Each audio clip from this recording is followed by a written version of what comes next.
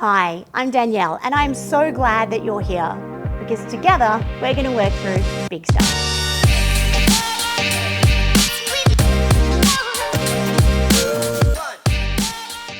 Have you ever been in the middle of an epic life challenge where you are smashed with grief, fear, anger, or any of those really big wild emotions, and someone has said to you, everything happens for a reason? That's problematic, right? It's problematic because you want to punch them in their stupid noses. Well, today on the Big Stuff Summer Series, episode 2, we're going to be asking, what if? What if instead of everything happening for a reason, there is a reframe that might help you to see things differently? This came up a number of times over season 1, so I absolutely have to dive into it a little more deeply, because I don't want to suggest to you, because I don't know what your beliefs are, I don't want to suggest to you that there is a cosmic plan where awful things happen to you for mysterious reasons and you just need to be like, life is amazing. This is great. I can't wait for more crap to pile onto my plate. No, I don't want to do that. But rather, I would invite you to consider, maybe we could choose to believe that life is happening for us, even when it's hard. Today, I'm going to be weaving together 4 stories where we might just be able to see things a little bit differently. We might be able to see those crucial moments in people's lives where maybe this decision was made, or perhaps we can see that one door closed so that another door could open, right? We might be able to begin to view these shit bits with a bit of a different lens. Today, we're going to be looking back at a comedian who bombed so badly and then was trapped on a cruise ship with people who hated her. I still can't say it without laughing, as awful as it would have been. We will also be talking to a woman who lost her mother to suicide, but then was able to turn her grief into a podcast that helped thousands, hundreds of thousands. We're also talking to a widow who lost her husband at 39 and a man whose rock bottom became his greatest gift. This is not an episode about toxic positivity. This is about trust. This is about redirects. And this is about the difference between giving up and letting go. Let's start with something that makes all of us, no matter who we are or where we are in life, cringe, and that is public failure. Today, Jordana Borenstein is a communications expert, but back when she was a stand-up comedian, she bombed so hard. Not just any hard bomb. She bombed on a cruise ship in the middle of the ocean and had to live with those people for 3 more days. There was nowhere to hide. She couldn't get off.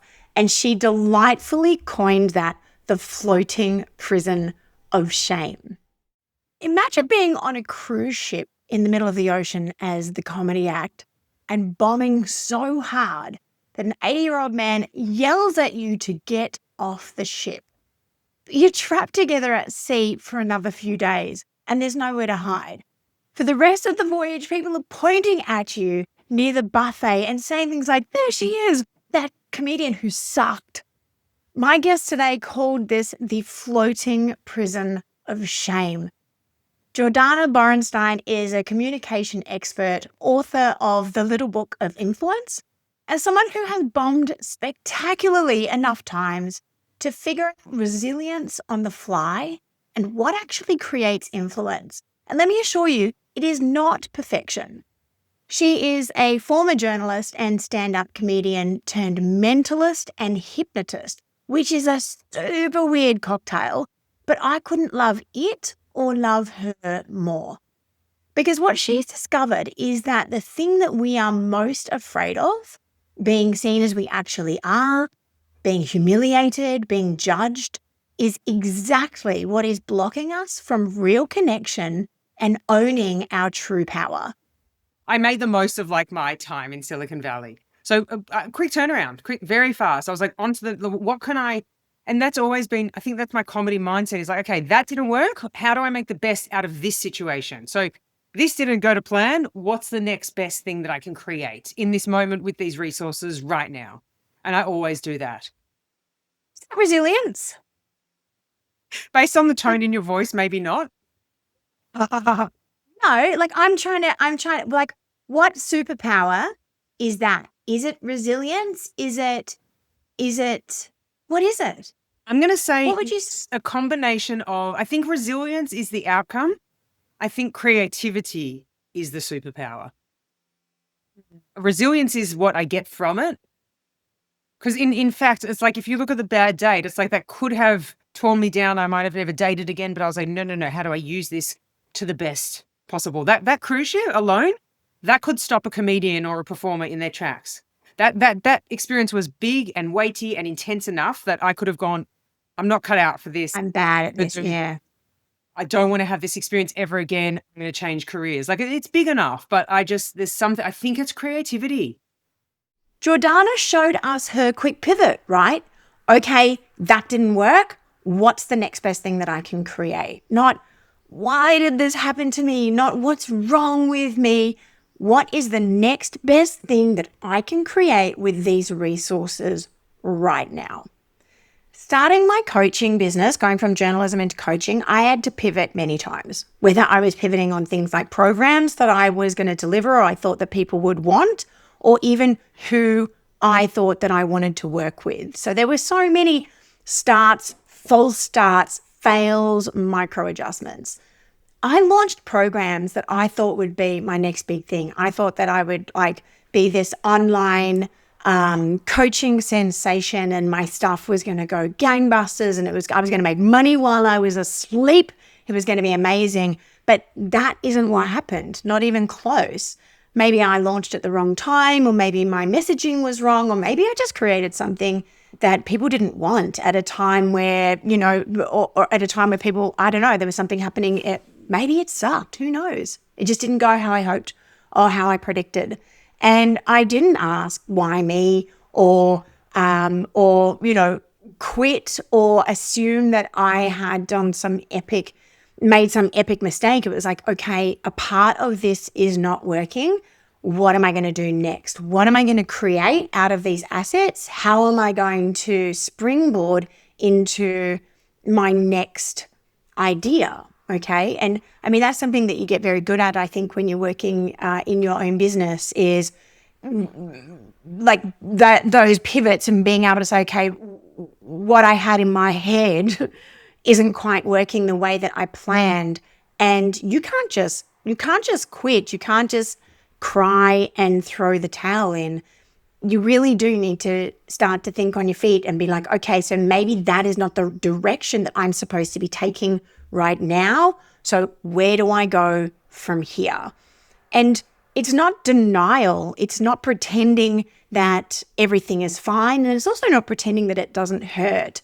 It's maybe asking or choosing to ask a different question when life isn't going how you want it to, because perhaps life is redirecting you. Sometimes, and I think often it just can take a little bit of time, sometimes what feels like failure or a full stop is actually a redirect. Sometimes the door closing on you is life saying, no, not this way. Okay, so you have to be willing to ask, well, if not that way, then where? Like, where to next? What direction am I being called to? What else? What else is there for me? So the next clip we're going to be looking at is from episode 1 with the inspirational Imogen Khan.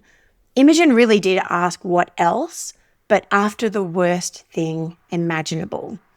6 years ago, Imogen had a 9-month-old baby, and in her words, life finally felt settled for the first time.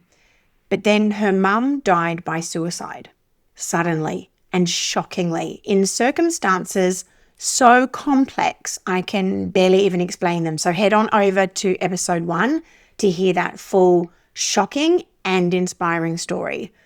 But Imogen, 6 months later, who was still in deep grief, started a podcast called Good Morning. And that podcast helped hundreds and thousands of other people through their darkest periods. 5 years ago, I felt like I had my life all figured out. I had just become a mum and I had a 9-month-old baby, and I have a partner who moved over here from the UK, and things felt quite settled for me, which was an unusual thing. I'd often lived quite a chaotic life, moving around, lots of things happening in my orbit. So it felt a little bit strange to be feeling settled for the first time, but it felt good. I was like, I'm ready. I'm 31. This is my time. I felt like that my 30s were it for me. This is going to be the best years of my life. And I spoke too soon. So when my baby was 9 months old, I unfortunately lost my own mum to suicide. And it was a very complex situation. So my mum had never experienced mental health issues. She wasn't someone who suffered from depression. So it came completely out of the blue and turned my entire world upside down. My mum was a victim of a 20-year coercive, controlling relationship, and it wasn't until 2019 where things started to unravel, and unfortunately I was the one who started to uncover that things weren't as they seemed. And it was a span of about 2 months from finding out some lies that she had told us to my mum dying by suicide. So everything happened really, really quickly. I was really angry, and the anger is what fueled everything for me. So when mum died, immediately I felt I knew what had happened, and the police ruled it straight as a suicide. And I knew that it was much more complex than that. So I did my own investigation. I couldn't sleep. And I had a new baby as well. My daughter was, not even one. And I was up till 3 o'clock in the morning most nights, just screenshotting things, trawling through years of Facebook, years of text messages, everything to try and piece it all together. And I did. I look at it like there was a light and a dark to that period of my life. So the investigation and all of that was very, very dark, and me not getting any sleep and just constantly trying to piece together what had happened and fight for justice. It was very, very heavy. I met another woman who had lost her mum suddenly called Sal, who I co-host my podcast with, and we hit it off straight away, and we just bonded over the shared experience of sudden loss, losing our mum suddenly. And there was a fire in both of us to want to use our experience to help other people. We started the podcast about 6 months into my loss. So I don't even think I could go back and listen to those first early episodes. I'm sure I was so raw and deep in my grief. But what I do love about the podcast is it's evolved with us. It was from the very beginning all the way through to now, and you can hear it in our voice. My voice is much lighter now with the podcast. So it's been a huge journey. So there was a light and a dark for me. So the darkness was all the investigation and everything, and then the lightness was building and creating a community and a podcast to help other people in their loss. I know that in your community, the Good Morning community, there is so much raw emotion, and people are coming to you at various stages of your grief, of their grief. So you don't really talk about things happening for a reason, because it's quite a polarizing idea. But what do you think about the idea that things do happen for a reason? In various times of my life, I know that people have said everything happens for a reason. And sometimes it has given me great comfort, and other times I've thought, fuck you. For me personally, I have found so much comfort in the idea that everything happens for a reason, and there's a greater plan at play here. That has helped me in my process. There are so many people that does not help, and it can feel quite dismissive if somebody says that platitude to them, that everything happens for a reason. They could be sitting there thinking, well, what fucking reason? Yeah. Why did this Yeah. happen? Why did I lose my child? Why did I need to lose my 2-year-old child, for example? Yeah. And I completely understand why they would feel that way. It's a phrase that you can't say to other people. I think it's something that you have to find for yourself and a choice that you have to make for yourself, whether that's something that you subscribe to or not.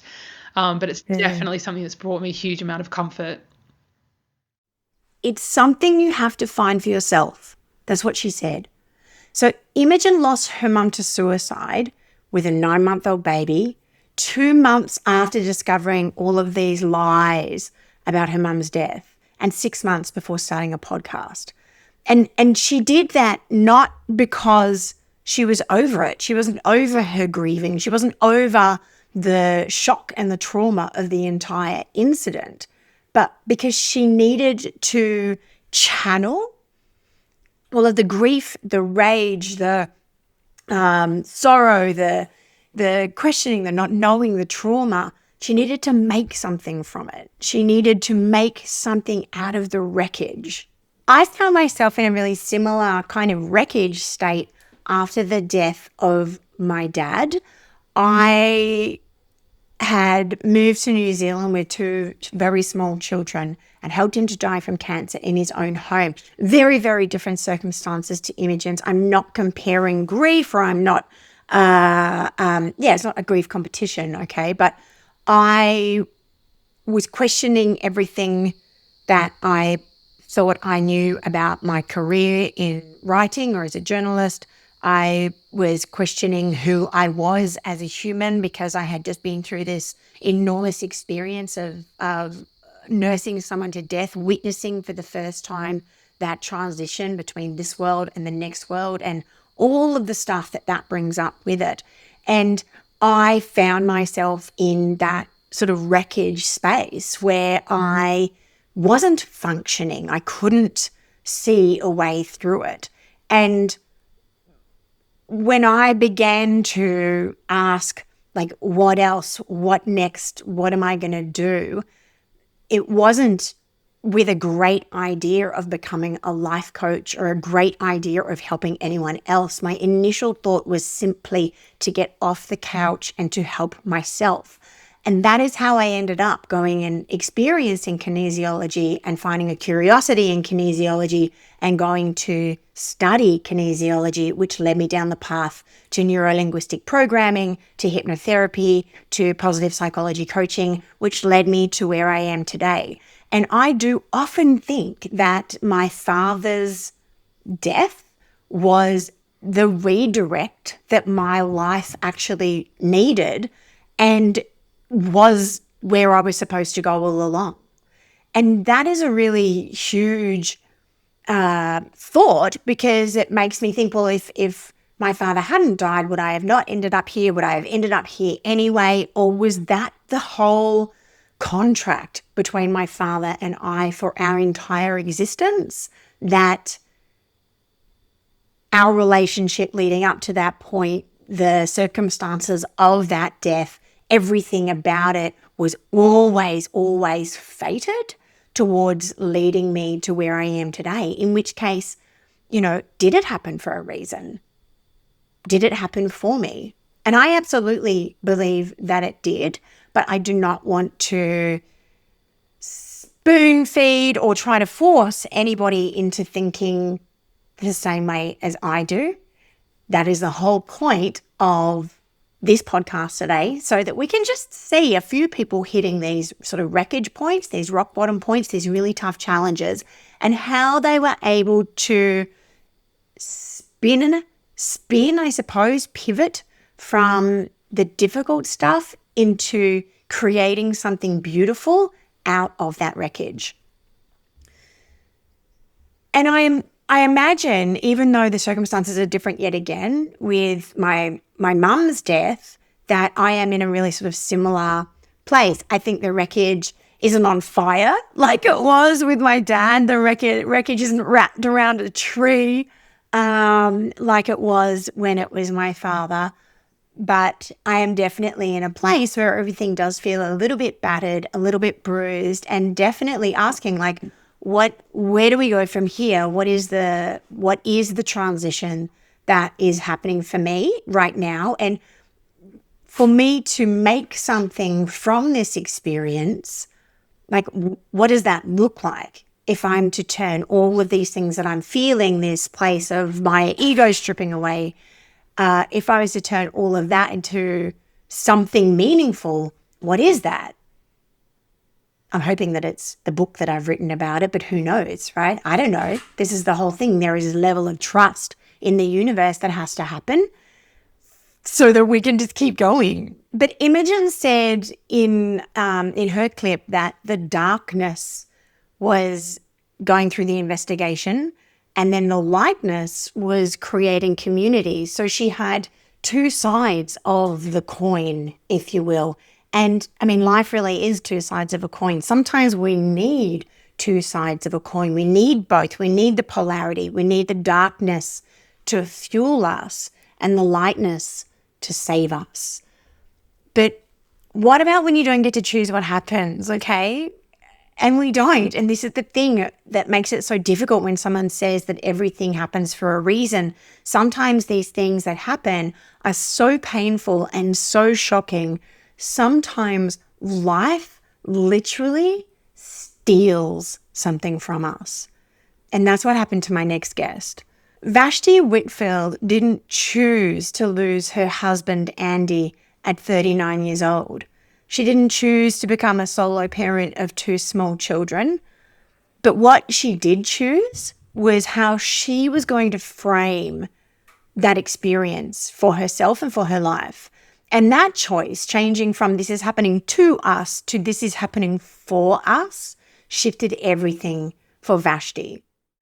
What do you do when your husband dies at just 39 years old, leaving you with two small children? You close ranks, right? And you do everything that you can to protect them from pain. What happened for me, and notice my choice of language there, what happened for me was through Andy's death, through suddenly becoming responsible, which would never have chosen to be, by the way, was a solo parent. I would never, that to me, it was only about, I never even thought about kids until I met Andy and wanted to create these little humans with him.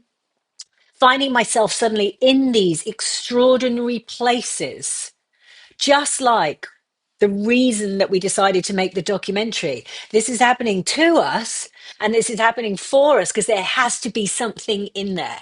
And so for me, I'm like, the perfect example is if I read a really good book, I have this terrible habit of like getting halfway through and before I've finished it, I've given it to somebody else because I want them to share the experience too. So there is a part for me where I just found myself at a new intersection in life where it was so brutal and so painful, excuse me, but at the same time, so beautiful and so broken and so tender.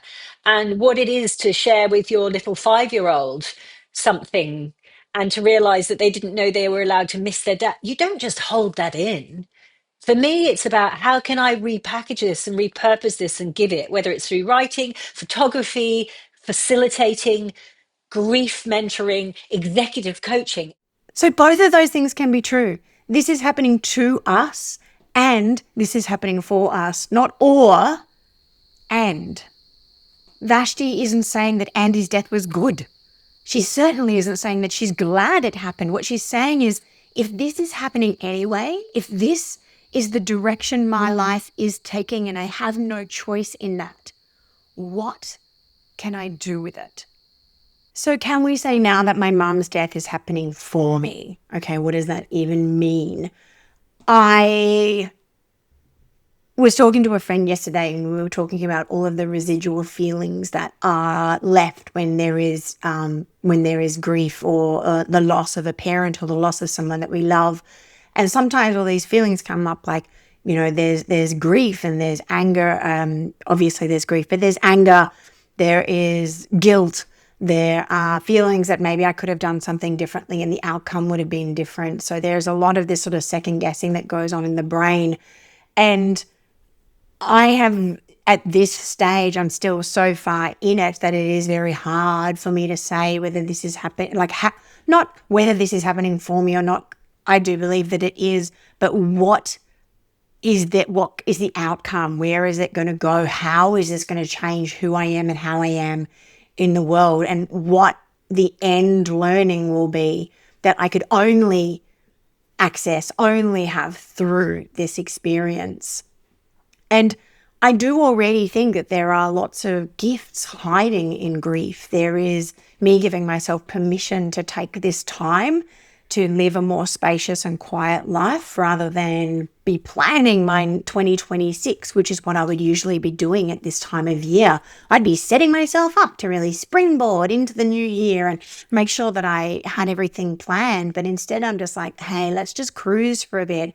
Let's just have a really big, deep healing time of rest. And the other things that I think the other gifts, I should say, that I think the grief is really giving me is connection with people that I wouldn't have anticipated, certain people who are checking in or certain catch-ups that I've been having. I'm having some really rich, deep, beautiful conversations about life, death, the universe, the meaning of everything. And it's been very enriching to have that depth of conversation with people. And there are all of these gifts. And I think that to be able to reframe this loss of the most important person in my life, which has now left me an orphan, which I do not feel at all in any way prepared to not have an adult person to look to. She says, like, she's not almost 50 years old. But how do I see this as a redirect for my own life rather than just a devastation? And it is giving me comfort to know that there is something bigger and something more meaningful that I am being prepared for. And that takes a really huge amount of trust, because I don't know. I don't even know if that's true. But to believe that within myself gives me a sense of comfort. And I think that is the shift. We're not denying that there is pain in life. We are not having toxic positivity, but we are choosing to ask, what is the medicine in this poison? And sometimes the medicine is becoming the person who can help others through the same or a similar darkness. My next guest knows a lot about the darkness. Preston O'Brien experienced so much darkness. He had sexual abuse as a child. There was addiction, crime. There was a huge rock bottom, which impacted my life personally enormously. And you can go and hear about that in the Preston O'Brien episode. But his rock bottom hit in ways that many of us can't imagine. There was such a web of deceit and lies that he got caught in, that he felt so trapped that the only way out was to end his life. But thankfully, he was unsuccessful, because now he is a men's mental health advocate. He is using his own experiences to be able to heal other people. And he is helping so many men to do the work that he has done himself. And he does that by being willing to say the things that other people are often not okay to say. And that is, I am not okay. I have been not okay. And at times now, I am not okay. One of the guys who started it with me said that I had become the inspiration I was looking for, which was, at the time, I couldn't hear that. It was so hard for me to hear. But because I was doing therapy, I just became more and more and more open about my story. People would say, "How are you?" And I'd say, "I'm not okay." So we just started this culture of people weren't scared to say how they felt. Like I said, I would always I'd talk more and more about my story, about abuse, about addiction, about crime, about, and it just gave permission to people to talk more. And by talking more, they're bonded more, they're connected more. 4 people, 4 powerful redirects. Jordana bombing on as a comedian on the cruise ship, but also really learning to ask, what is the next best thing that I can create from this? And then Imogen losing her mum to suicide with a small baby, starting a podcast that has helped so many hundreds of thousands of people. Then there's Vashti, who lost her husband and reframed it to this is happening for us, not just to us. And Preston hitting his rock bottom and becoming the inspiration that he was looking for all along. Right now, I'm in the place where I don't know. I'm in the dark corridor and I'm allowing my mess to become my message. I'm allowing this not knowing to be the preparation for whatever is coming. And I'm trusting that the redirect that is happening right now, I'm not saying that I'm throwing my whole life and I'm changing everything, but the redirect that is going on, even when I can't see where it is going, I'm trusting that it's going to be okay because it has been okay 100% of the time in the past. Nobody here is saying that the hard things are awesome. We're not saying that we're grateful, #grateful for the pain and the confusion and the sorrow and the grief, but we're just asking that question.